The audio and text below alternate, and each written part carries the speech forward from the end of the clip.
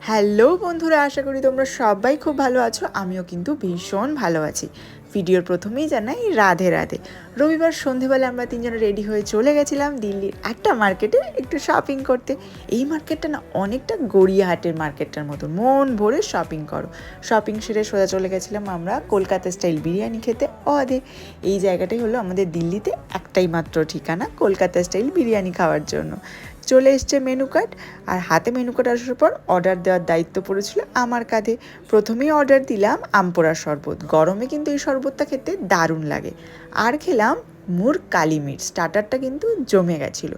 তারপর শাশুড়ি বৌমা কিছুক্ষণ গল্প গুজব করলাম, বিরিয়ানি আসার অপেক্ষাও করছিলাম।